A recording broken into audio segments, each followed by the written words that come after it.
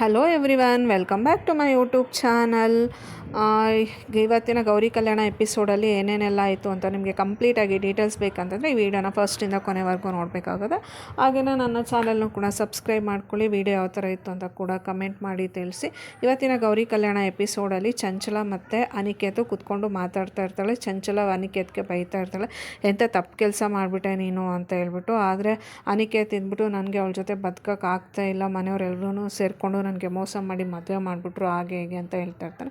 ಅದಕ್ಕೆ ಚಂಚಲ ಇದ್ಬಿಟ್ಟು ಮನೆಯವರೆಲ್ಲರೂ ಸೇರಿಕೊಂಡು ಮೋಸ ಮಾಡಿಲ್ಲ, ಸೊ ಅವಳ ಪ್ರೆಗ್ನೆನ್ಸಿಗೆ ನೀನು ಕಾರಣ ಆಗಿದ್ದಕ್ಕೆ ಮನೆಯವರೆಲ್ಲರೂ ನಿನಗೆ ಅವಳ ಜೊತೆ ಮದುವೆ ಮಾಡಿದ್ದು ಅಷ್ಟೇ, ಎಲ್ಲ ತಪ್ಪು ನಿಂದೆ ಇದೆ ಅಂತ ಹೇಳ್ಬಿಟ್ಟು ಚಂಚಲ ತಪ್ಪು ನಿಂದೆ ಇಟ್ಕೊಂಡು ಮನೆಯವ್ರ ಮೇಲೆ ಹಾಕಬೇಡ ಅಂತ ಹೇಳ್ಬಿಟ್ಟು ಚಂಚಲ ಹೇಳ್ತಾ ಇರ್ತಾಳೆ.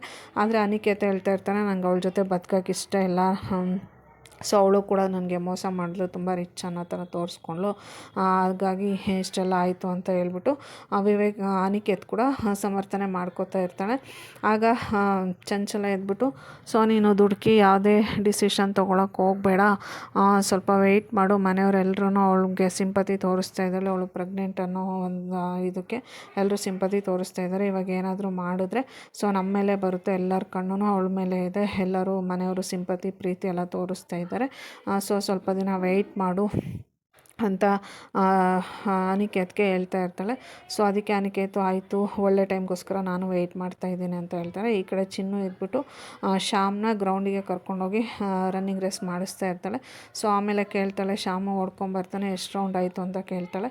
ಸೊ ಆವಾಗ ಶ್ಯಾಮ್ ಇದ್ಬಿಟ್ಟು 10 ರೌಂಡ್ ಆಯಿತು ಅಂತ ಹೇಳ್ತಾನೆ. ನಾನು ಬರೀ ಕವಿ ಅಷ್ಟೇ ಅಲ್ಲ, ಫಿಸಿಕಲಿ ಕೂಡ ನಾನು ಫಿಟ್ ಇದ್ದೀನಿ, ಇದೆಲ್ಲ ಯಾವ ಲೆಕ್ಕನೂ ಇಲ್ಲ ನನಗೆ, ನನ್ನನ್ನು ಕವಿತೆ ಬರೀತಾ ಇರ್ತೀನಿ ಅಂತ ಹೇಳ್ಬಿಟ್ಟು ನಾನು ಸೋಂಬೇರಿ ಅಂತ ಅಂದ್ಕೊಳಕ್ಕೆ ಹೋಗಬೇಡ, ನಾನು ಫಿಸಿಕಲಿ ತುಂಬಾ ಫಿಟ್ ಇದ್ದೀನಿ, ಗ್ರೌಂಡಲ್ಲಿ ಬಿಟ್ಟರೆ 10 100 ರೌಂಡ್ ಕೂಡ ನಾನು ಮಾಡ್ತೀನಿ ಹಾಗೆ ಅಂತ ಹೇಳ್ಬಿಟ್ಟು ಚಿನ್ನುಗೆ ಹೇಳ್ತಾ ಇರ್ತಾನೆ. ಅದಕ್ಕೆ ಚಿನ್ನು ಇದ್ಬಿಟ್ಟು ಆಯಿತು ಸರಿ, ಸೊ ನೀನು ಎಷ್ಟು ಫಿಸಿಕಲಿ ಫಿಟ್ ಇದೆಯಾ ಅಂತ ನೋಡಬೇಕು, ಪುಷಪ್ಸ್ ಮಾಡು, 10 ಪುಷಪ್ಸ್ ಮಾಡು ಅಂತ ಹೇಳ್ತಾನೆ. ಅದಕ್ಕೆ ಶ್ಯಾಮ್ ಇದ್ಬಿಟ್ಟು 10 ಅಲ್ಲ 15 ಮಾಡ್ತಾ ಇರ್ತೀನಿ, ನೀನು ಕೌಂಟ್ ಮಾಡ್ತಾಯಿರೋ, ನಿನಗೆ ಕೌಂಟ್ ಮಾಡೋದಕ್ಕೆ ಆಗಿಲ್ಲ, ಮಧ್ಯದಲ್ಲಿ ಏನಾದರೂ ಬಾಯಾರಿಕೆ ಆಯಿತು ಅಂದರೆ ಮಧ್ಯದಲ್ಲಿ ಗ್ಯಾಪ್ ತೊಗೊಂಡು ಹೋಗ್ಬಿಟ್ಟು ನೀರು ಕುಡ್ಕೊಂಬ, ಸರಿ ನಾನು ಪುಷಪ್ ಸ್ಟಾರ್ಟ್ ಮಾಡ್ತೀನಿ ಅಂತ ಹೇಳ್ಬಿಟ್ಟು ಪುಷಪ್ಸ್ನ ಮಾಡೋದಕ್ಕೆ ಸ್ಟಾರ್ಟ್ ಮಾಡ್ತಾನೆ. ಸೊ ಚಿನ್ನು ಕೌಂಟ್ ಮಾಡ್ಕೋತಾ ನಿಂತಿರ್ತಾಳೆ. ಆಮೇಲೆ ಇಲ್ಲಿ ಮನೇಲಿ ಎಲ್ಲರೂ ಕೂತ್ಕೊಂಡಿರ್ತಾರೆ. ಸೊ ಚಂಚಲನೂ ಕೂಡ ಅನಿಕೇತ್ ಜೊತೆ ಮಾತಾಡಿಕೊಂಡು ಕೂತಿರ್ತಾಳೆ. ಆಗ ಅನಿಕೇತ್ ಇದ್ಬಿಟ್ಟು, ನಾನೊಂದು ಪ್ಲ್ಯಾನ್ ಮಾಡಿದ್ದೀನಿ, ಮೋನಿಕಾಗೆ ಪಪ್ಪಾಯ ಜೊತೆ ಪೈನಾಪಲ್ ತಿಂದರೆ, ಹಾಗೆ ಈ ಕಡೆ ಅವ್ರ ಮಾವ ಬಂದ್ಬಿಟ್ಟು ಕಾಮಿಡಿ ಮಾಡ್ತಾ ಇರ್ತಾರೆ.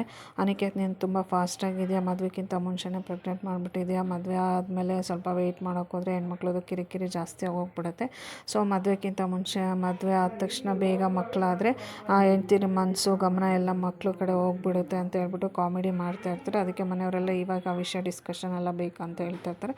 ಚಂಚಲ ಮತ್ತು ಅನಿಕೇತ್ ಸುಮ್ಮನೆ ನೋಡ್ಕೊ ಕೂತಿರ್ತಾಳೆ.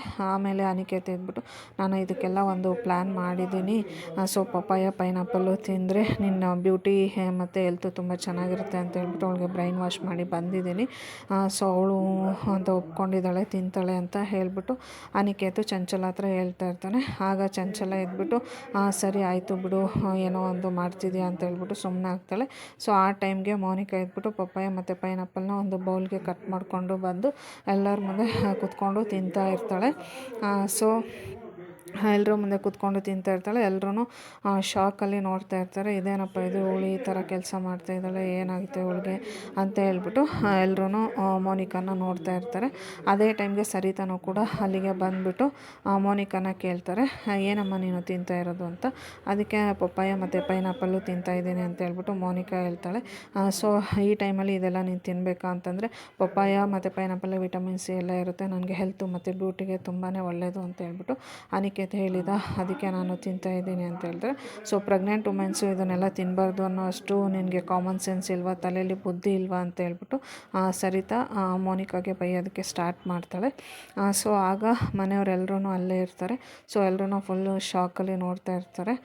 ಸೊ ಅದಾದಮೇಲೆ ವಿವೇಕ್ ಎದ್ಬಿಟ್ಟು ಗೌರಿಗೆ ಬೈಯೋಕ್ಕೆ ಸ್ಟಾರ್ಟ್ ಮಾಡ್ತಾನೆ. ಮನೆಯಲ್ಲಿರೋರೆಲ್ರಿಗೂ ನೀನು ಉಪದೇಶ ಕೊಡ್ತಿರ್ತೀಯ, ನಿಮ್ಮ ಅಕ್ಕನಿಗೆ ಇದ್ರ ಬಗ್ಗೆ ಎಲ್ಲ ಹೇಳೋಕ್ಕಾಗೋದಿಲ್ವಾ ನೀನು ಅಂತ. ಅದಕ್ಕೆ ಅಜ್ಜಿ ಎದ್ಬಿಟ್ಟು ಗೌರಿಗೆ ಏನು ಗೊತ್ತು, ಗೌರಿ ಅವಳ ಕೆಲಸದಲ್ಲಿ ಅವಳು ಬ್ಯುಸಿ ಆಗಿದ್ದಾಳೆ, ಅವಳಿಗೆ ಯಾಕೆ ಬೈತೀಯ, ಸೊ ನಾವು ಮನೆಯವರೆಲ್ಲರ ಜವಾಬ್ದಾರಿ ಅದು, ಅವಳಿಗೆ ಏನು ತಿನ್ನಬೇಕು ಏನು ತಿನ್ನಬಾರ್ದು ಅಂತ ಹೇಳಬೇಕು ಅನ್ನೋದು ನಮ್ಮೆಲ್ಲರ ರೆಸ್ಪಾನ್ಸಿಬಿಲಿಟಿ ಆಗಿರುತ್ತೆ ಅಂತ ಹೇಳ್ಬಿಟ್ಟು ಅಜ್ಜಿ ಹೇಳ್ತಾರೆ.